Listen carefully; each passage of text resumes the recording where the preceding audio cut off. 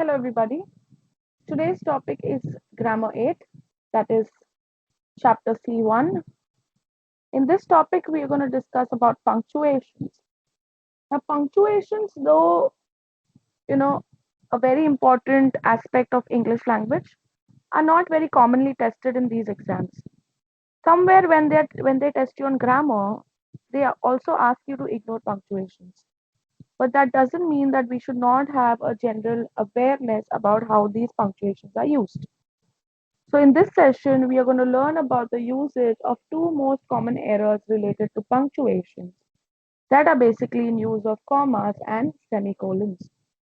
So when is the comma used and how it is to be used, and likewise for semicolons. So we use commas to separate words and word groups in a simple series of three or more items. I think this is the most basic usage of the comma, to separate the word or word groups in the series in which two or three more items are given. Now, if you look at the example, it says my estate goes to my husband, son, daughter-in-law, and nephew. If I look at the commas, there's a comma after husband, there's a comma after son, there's a comma after daughter-in-law, and then I have the conjunction and followed by nephew, which means the estate is going to be divided into four parts. That's husband one, son two, daughter-in-law three, and nephew being four. If I would have not taken the comma with daughter-in-law, then it would have meant that my estate goes to three people, and daughter-in-law and nephew are signifying one party.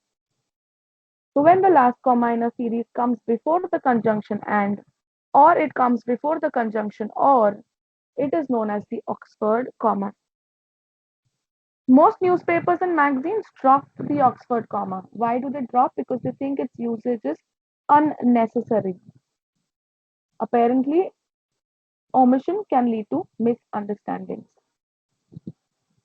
Likewise, here, if I say we had coffee, bread, and jam and grapes. Now, this is a little ambiguous as I know that bread and jam should represent one dish, right? So I will need a comma after jam.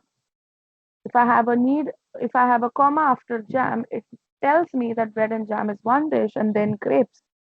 So we had coffee, bread and jam, and grapes.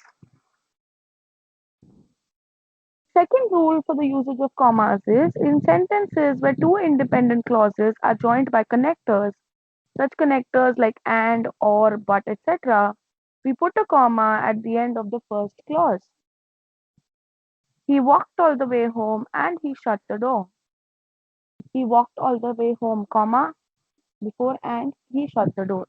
Now these are both two independent clauses because they have a subject, verb, and an object, and they are joined by connectors. So to separate those connectors, we use a comma. Some writers omit the comma if the clauses are both quite short. So if you have short clauses, then you can clearly omit this comma. But it doesn't mean that even if you use a comma there, it is incorrect. It will still be correct. So the comma between sentences joined by a coordinating conjunction is always right, whether you want to use it or you don't want to use it. The third rule says we use commas to set off expressions that interrupt the sentence flow. So if you have a run through sentence and if there are certain expressions that are interrupting the sentence flow, you use comma to set off that sentences. So I am, by the way, very nervous about this. Now, if you see, by the way, is somewhere interrupting the sentence flow. You could have very well said, I'm very nervous about this. But by the way is interrupting the sentence flow. So we set it off by the usage of commas. The fourth rule is that we use a comma to separate the day of the month from the year. And what most people forget is always put one after the year also. So it was the Sun June 5, 2003 edition. So I have the date and the year and the edition. So I put a comma after the obviously month and day, but then I also put after the year. If it is only the month and the year, then no comma is necessary.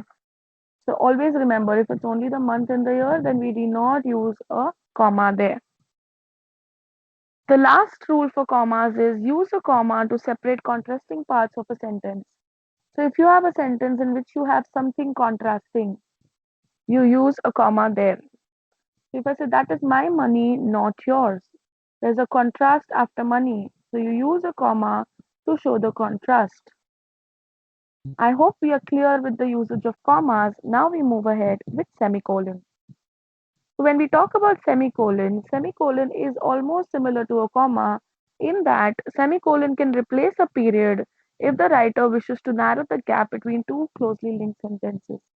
Now, narrow the gap not literally, but narrowing the gap, you could say idiomatically that in a sentence when you have two closely linked sentences, a semicolon narrows the gap. When you say call me tomorrow, you can give me an answer then. You are not going to get an answer immediately. You're going to get an answer tomorrow. So call me tomorrow. You can give me an answer then. Semicolon will ideally narrow the gap. When you say we have paid our dues, we expect all the privileges listed in the contract. You are not going to receive all the privileges on the spot. You're going to receive the privileges which are in the contract in the near future. Hence, we expect.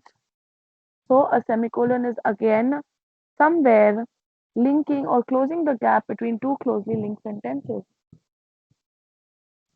The second rule for semicolon is we use a semicolon before words and terms such as namely, however, therefore, that is, for example, for instance, etc., when they introduce a complete sentence. It is also preferable if we use a comma after a semicolon. Bring any two items, semicolon, however, comma, sleeping bags and tents are in short supply. Now, if you see sleeping bags and tents are in short supply is a complete independent clause. We had a similar rule in commas, but in the comma, the clause after the sentence interruption was a dependent clause. So we use the comma there. Here it's an independent clause, so we use a semicolon and a comma. The last rule for a semicolon is that we use a semicolon to separate units of a series when one or more of the units contain commas. So if you have like sets and subsets, you separate the subsets with respect to a comma, you separate the main sets with respect to a semicolon. The conference has people who have come from Latur, Maharashtra. Now I know Latur is in Maharashtra; it's a subset, so I, somewhere separated it with the help of a comma. But I know Haryana and Maharashtra are two different states, so two different sets, and hence they are separated with the help of semicolon. So Hisar, Haryana, Amritsar, Punjab. Now these are subsets of the main set because they belong to that state. If I would have used without semicolon and I would have separated everything with a comma, the sentence would have been completely misunderstood, right? I hope you're clear with the common errors in the knowledge of semicolon and commas. Thank you.